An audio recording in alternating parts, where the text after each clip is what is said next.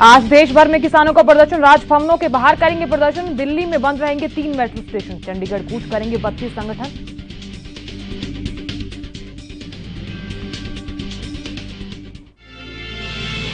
आज फिर बढ़े तेल के दाम, पेट्रोल डीजल 35 प्रति लीटर हुआ महंगा। भोपाल में 106.35 रुपए पेट्रोल महंगा।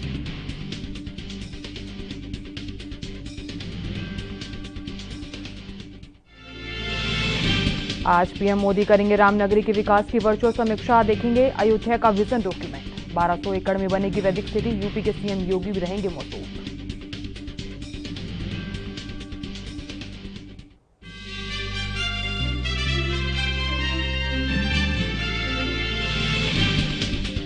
विदेश मंत्री एस जयशंकर इसके बाद इटली में G20 की मंत्री स्तरीय बैठक में होंगे शामिल। पड़ोसी देशों में सामान्य संबंध चाहता है भारत।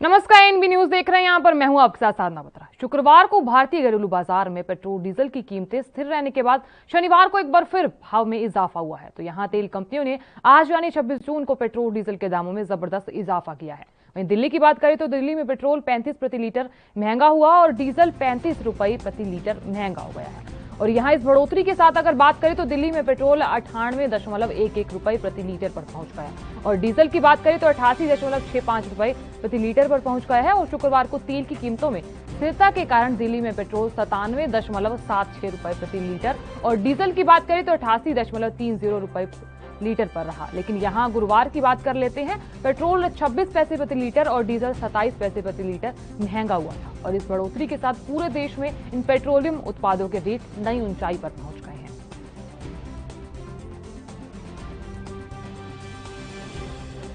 यहाँ लगातार पेट्रोल डीजल के दाम बढ़ रहे हैं, लगातार तेलों के ये दामों में भी आग लगती हुई नजर आ रही है, क्योंकि आम आदमी पर ये चिंता बढ़ती हुई नजर आ रही है। और इस खबर पर तमाम जानकारी देने के लिए राजीव तिवारी जुड़ चुका है। राजीव, जिस तरीके से पेट्रोल डीजल के लगातार दाम बढ़ रहे हैं, फिलहाल क्या कुछ जानकारी? देखिए बिल्कुल जिस तरीके से लगातार तेल के दाम बढ़ रहे हैं, उससे कहीं ना कहीं अर्थव्यवस्था लोगों की बिगड़ती नजर आ रही है।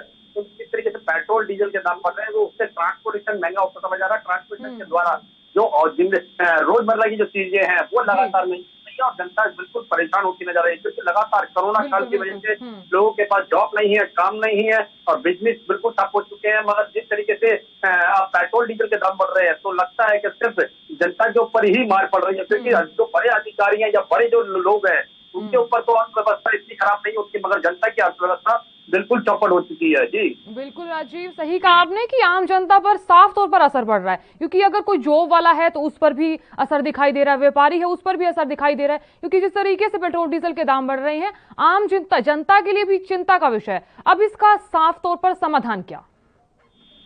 देखिए बिल्कुल जिस तरीके से बात करें पेट्रोल डीजल के दामों की, तो कहीं ना कहीं राज्य सरकार और केंद्र सरकार दोनों ही जनता को राहत दे सकती हैं। बिल्कुल सरकारें जीएसटी और सर्विस चार्जिंग जो लेते हैं, अगर उनमें दोनों में ही कटौती की जाए तो कहीं ना कहीं जनता को बहुत बड़ी राहत मिल सकती है। मगर कहीं ना कहीं पेट्रोल कंपनियां भी जिस तरीके से दाम बढ़ा रही हैं, उससे कहीं ना कहीं और ज्यादा चीजों को फर्क पड़ रहा है। मगर कहीं ना कहीं सरकारों को अपनी जिम्मेवारी समझनी होगी और जनता के लिए थोड़ी बहुत राहत देने के लिए अपनी जीएसटी और सर्विस चार्जिंग में दोनों में ही कटौती करनी होगी, राज्य सरकारों के द्वारा भी और केंद्र सरकार के द्वारा भी। जी बिल्कुल राजीव, सही कहा आपने कि अब सरकार को समझना होगा कि आम जनता चिंता में पड़ती जा रही है, क्योंकि जैसे व्यापारी भी दुखी हैं, आम जनता भी दुखी है, युवा की बात करें तो हर कोई इस पेट्रोल डीजल के दामों से बढ़ने से हर कोई दुखी है। फिलहाल मैं आपसे जानना चाहूंगी कि जिस तरीके से दाम बढ़ रहे हैं, सरकार को आगे क्या कुछ पड़ाव तय करना चाहिए? देखिए बिल्कुल सही कहा आपने। यहाँ पर तरीके से सरकार की बात करें तो सरकार लगातार जिस तरीके से पेट्रोल डीजल के दामों में इजाफा करवा रही है, क्योंकि देश कंपनियां अपनी तरफ से इजाफा करती है, सरकार अपना चार्जिंग लेती है, चाहे वो राज्य सरकारें हो चाहे वो केंद्र सरकार हो। मगर केंद्र सरकार को चाहिए, अगर आने वाले चुनाव के समय के अंदर अगर लोगों का वोट चाहिए तो कहीं ना कहीं तो राहत भी देनी होगी और वो राहत कहीं ना कहीं पेट्रोल डीजल के दाम कम कर दिए जा सकती है और देखना होगा कि आने वाले दिन के अंदर जनता को कितनी राहत मिल सकती है। मगर अभी तक जो कोरोना काल की स्थिति सकती है, उसके अंदर जनता बिल्कुल परेशान है और जनता बिल्कुल आने वाले चुनाव के अंदर भी दिखा सकती है। जी राजीव, सही कहा आपने, आम जनता काफी ज्यादा परेशान नजर आ रही है। बहुत बहुत शुक्रिया तमाम जानकारी देने के लिए और जानकारी साझा करने के लिए और इस खबर पर हमारे साथ बने रहने के लिए। तो जिस तरीके से पेट्रोल डीजल के दाम बढ़ रहे हैं, सरकार के लिए तो यहाँ एक चुनौती है ही, और क्योंकि जिस तरीके से दाम बढ़ रहे हैं, आम जनता के लिए बेहद ही चिंता का विषय है। आम जनता के सिर पे महंगाई सिर पर चढ़ाई है और ऐसे में महंगाई चरम सीमा पर नजर आ रही है।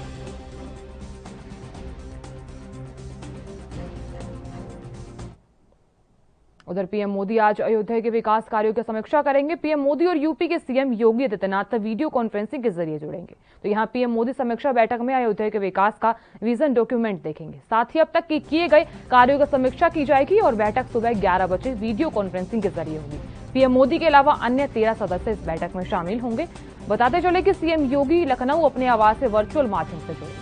दोनों डिप्टी सीएम केशव मौर्य और दिनेश शर्मा, वित्त मंत्री सुरेश खन्ना, नगर विकास मंत्री आशुतोष टंडन, पर्यटन मंत्री नीलकंठ तिवारी, सिंचाई मंत्री महेंद्र सिंह, अयोध्या विकास प्राधिकरण के उपाध्यक्ष विशाल सिंह, चीफ सेक्रेटरी के अलावा प्रमुख सचिव पर्यटन और अपर मुख्य सचिव नगर विकास समेत अन्य विभागों के प्रमुख सचिव मौजूद रहेंगे। प्रमुख सचिव आवास विकास प्रेजेंटेशन देंगे और श्री राम जन्मभूमि तीर्थ क्षेत्र ट्रस्ट की निर्माण समिति के अध्यक्ष निपेंद्र मिश्र ने बीते दिनों अयोध्या का दौरा भी किया था। बताते चले ये भी कि विकास कार्यों और मंदिर निर्माण की प्रगति को लेकर एक रिपोर्ट तैयार की गई थी। ये रिपोर्ट प्रधानमंत्री के पास भी पहुंची है और हाल ही में उत्तर प्रदेश की योगी सरकार की कैबिनेट बैठक में कुल 8 प्रस्तावों पर मोहर लगी थी, जिसमें अयोध्या में 400 करोड़ की लागत से बस स्टैंड के निर्माण कार्य को मंजूरी मिली थी।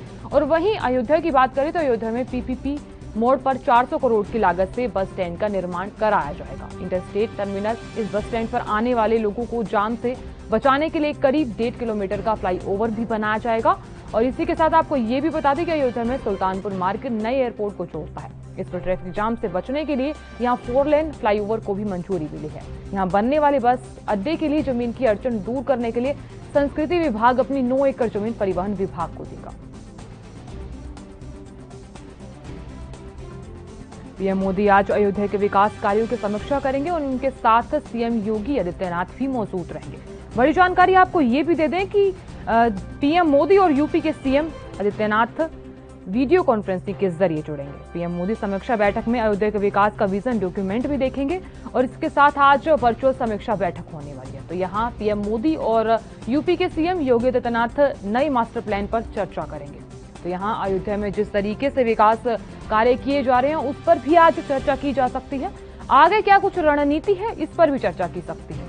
तो यहाँ जिस तरीके से अयोध्या में विकास कार्य किए जा रहे हैं उसका अहम योगदान है तो सिर्फ यूपी के सीएम योगी आदित्यनाथ का, क्योंकि जिस तरीके से वो कार्य कर रहे हैं बढ़ चढ़कर लोग भी खुश दिखाई दे रहे हैं। आपको बता दें कि अयोध्या के नए मास्टर प्लान पर आज चर्चा की जाएगी। आगे क्या कुछ रणनीति बनाई जाए उस पर भी चर्चा की जाएगी। कुछ अहम पहलू हैं जो काफी ज्यादा मायने रखते हैं। अब देखना यह है कि आज जो वर्चुअल समीक्षा बैठक होगी कितनी ज्यादा अहम रहने वाली है। बैठक सुबह 11 बजे वीडियो कॉन्फ्रेंसिंग के जरिए होगी।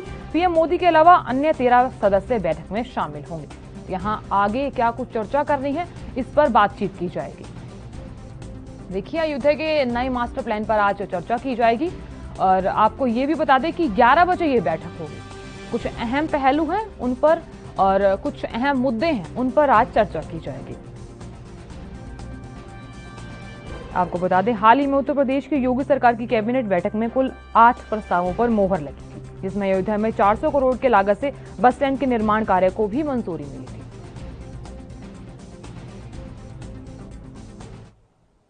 और उधर आज किसान देश भर में कृषि बचाओ लोकतंत्र बचाओ दिवस मना रहे हैं और अपने निर्धारित कार्यक्रम के तहत किसान देश के सभी राज्यों के राजभवन पर धरना प्रदर्शन करेंगे। साथ ही राज्यपाल के माध्यम से राष्ट्रपति के नाम ज्ञापन भी सौंपेंगे।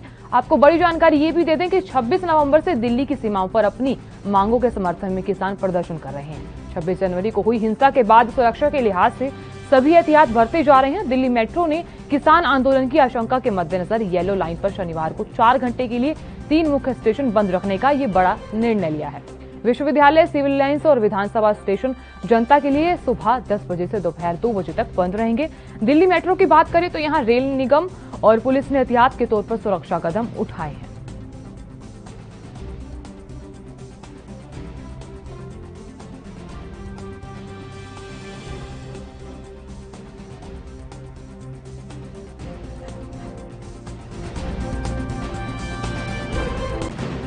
रैली निकलेगी, प्रदर्शन होगा, पैदल मार्च होगा और वहाँ पे ज्ञापन दिए जाएंगे।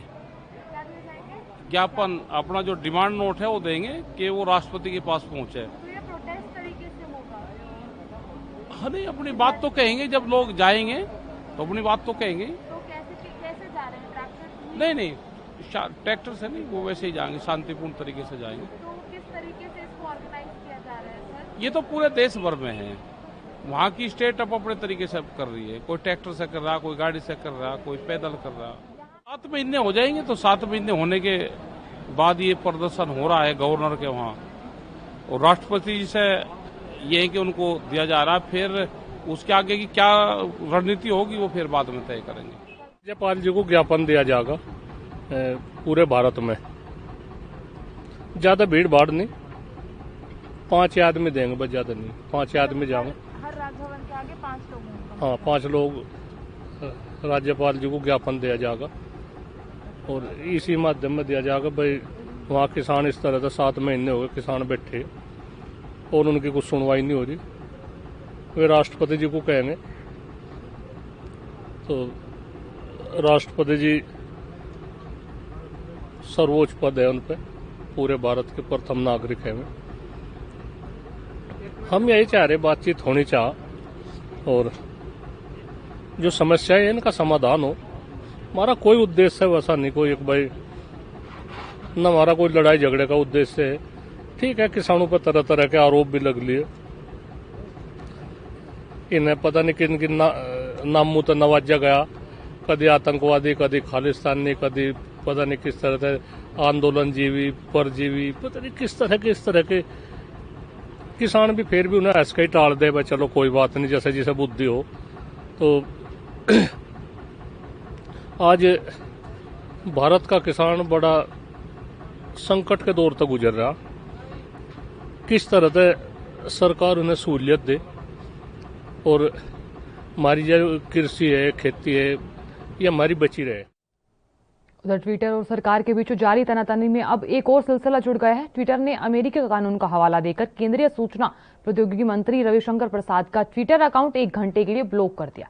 खुद रविशंकर प्रसाद ने इस बात की जानकारी दी और जानकारी पहले कू और फिर ट्विटर पर दी। ट्विटर के इस एक्शन के स्क्रीनशॉट को साझा करते हुए रविशंकर प्रसाद ने बताया कि माइक्रो ब्लॉगिंग साइट ने अमेरिका के डिजिटल मिलेनियम कॉपीराइट के उल्लंघन की इसकी वजह बताई। हालांकि इस बीच कांग्रेस नेता शशि थरूर ने ये बताया कि उनके साथ भी ऐसा हुआ। थरूर ने ट्वीट कर बताया कि रवि जी अभी मेरे साथ भी यही हुआ। साफ तौर पर डीएमसीए अति सक्रिय रहा और कांग्रेस सांसद ने बताया कि ट्विटर ने उनके एक ट्वीट को डिलीट कर दिया क्योंकि उनके वीडियो में BONEYM का कॉपीराइट वाला गाना रास्पुतीन था। थरूर ने लिखा कि एक प्रक्रिया के बाद अकाउंट अनलॉक हो पाया। हालांकि थरूर ने यह भी लिखा कि ट्विटर से इस कार्रवाई के बारे में पूछा जाएगा। तो यहाँ थरूर संसद की सूचना और प्रौद्योगिकी स्थायी समिति के अध्यक्ष बताए गए हैं।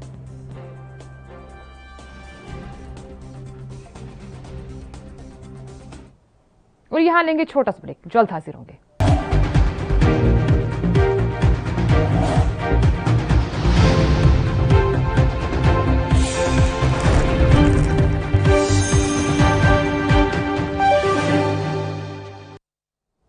ब्रेक के बाद सभी का स्वागत है। खबरों में आगे बढ़ेंगे और अब बात महाराष्ट्र की करेंगे। जिस तरीके से महाराष्ट्र में पूर्व गृह मंत्री अनिल देशमुख के पीए और पीएस को गिरफ्तार कर लिया गया है, तो यहां आपको ये कार्रवाई मनी लॉन्ड्रिंग केस के तहत बता देते हैं। तो बता दें कि आज सुबह 11 बजे दोनों को कोर्ट में पेश किया जाएगा। माना जा रहा है कि ईडी अनिल देशमुख पर भी शिकंजा कस सकती है। ये भी बताते चले कि मुंबई पुलिस के पूर्व कमिश्नर परमवीर सिंह ने अनिल देशमुख पर 100 करोड़ की उगाही के आरोप लगाए थे। उन्होंने कहा कि जिस वक्त यह बात होती थी उस वक्त कमरे में अनिल देशमुख के साथ उनके पर्सनल सेक्रेटरी संजीव पलांडे भी उनके साथ मौजूद होते थे। और वहीं ईडी ने शुक्रवार को मनी लॉन्ड्रिंग मामले की जांच के सिलसिले में महाराष्ट्र के पूर्व गृह मंत्री अनिल देशमुख के नागपुर और मुंबई स्थित परिसरों पर तलाशी भी ली। धन संशोधन रोकथाम कानून के प्रावधानों के तहत ये छापेमारी हुई। बड़ी जानकारी आपको ये भी दे दें कि देशमुख के नागपुर में जीपीओ चौक स्थित आवास और उनके निजी सहायक संजीव पलांडे और निजी सहायक कुंदन शिंदे के मुंबई स्थित परिसरों की तलाशी भी ली गई है।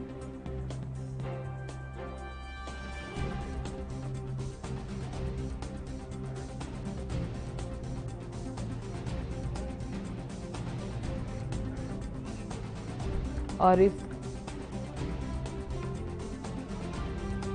इस खबर पर तमाम जानकारी देने के लिए हमारे साथ मुरारी सिंह जुड़ चुके हैं। मुरारी, जिस तरीके से यहां अनिल देशमुख के पी और पीएस को गिरफ्तार किया गया, फिलहाल क्या कुछ जानकारी निकल आ रही है?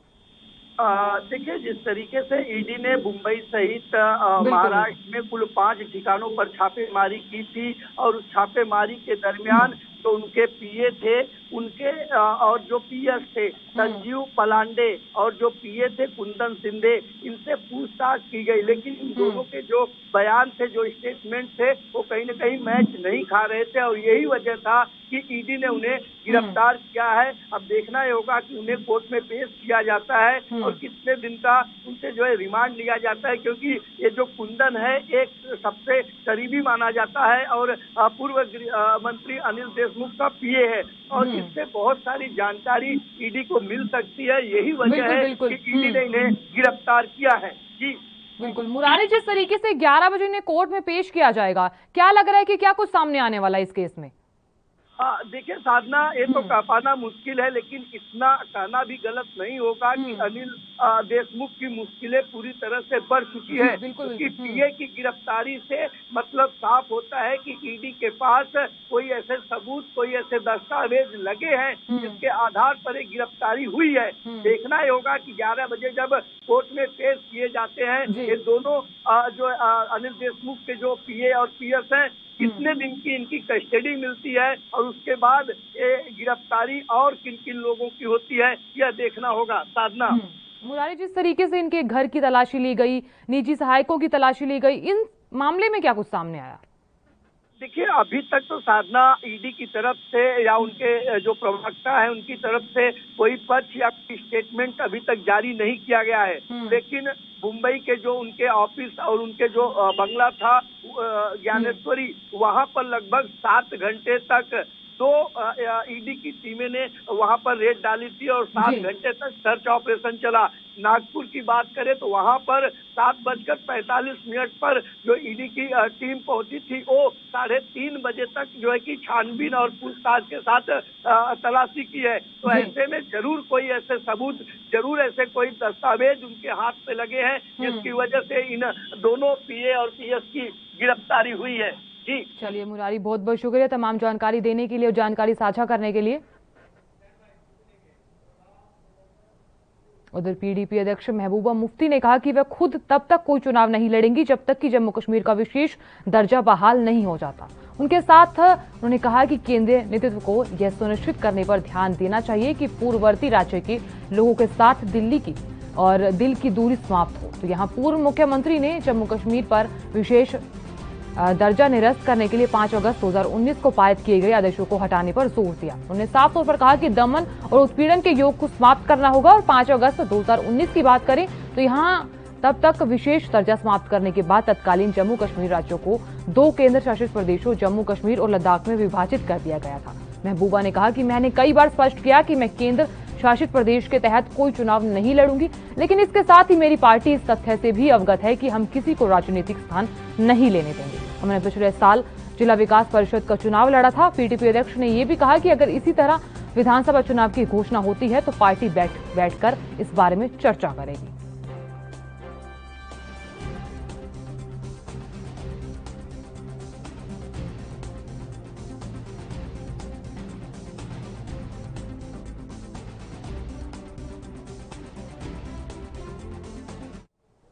और यहां लेंगे एक छोटा सा ब्रेक, जल्द हाजिर होंगे।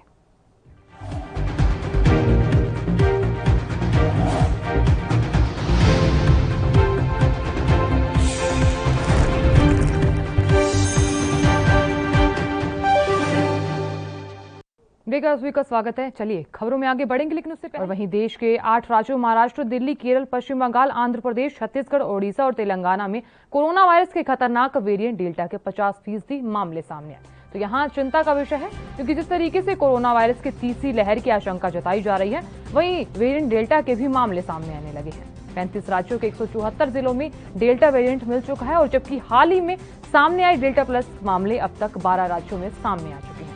और यहाँ इन राज्यों की बात कर ली जाए तो 49 सैंपल में डेल्टा प्लस वेरिएंट मिला है, जिसे सरकार ने हाल ही में गंभीर वेरिएंट के रूप में घोषित किया था। बड़ी जानकारी आपको ये भी दे दें कि राष्ट्रीय महामारी नियंत्रण केंद्र के निदेशक डॉक्टर सुजीत कुमार सिंह ने प्रेस कॉन्फ्रेंस में बताया कि देश में अब तक 21,000 के करीब ये मामले सामने आ चुके हैं। 109 सैंपल में गंभीर वेरिएंट मिल चुके हैं, और इनमें अल्फा 3,969 बीटा और 149 बीटा पाए गए हैं। और गामा की बात करें तो गामा 1 और डेल्टा वे और कापा वेरिएंट 16,238 सैंपल में मिला है। महामारी की दूसरी लहर से पहले फरवरी और मार्च में सबसे ज्यादा अल्फा वेरिएंट मिल रहा है। लेकिन यहाँ मई और जून की बात कर लेते हैं।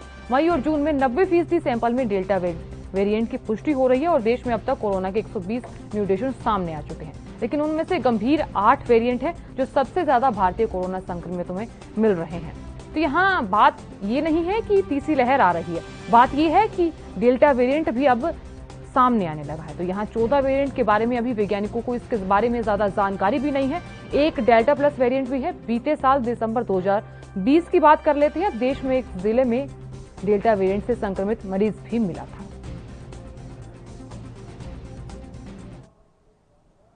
और फिलहाल के लिए इतना ही। आप देखते रहिए ANB न्यूज। नमस्कार।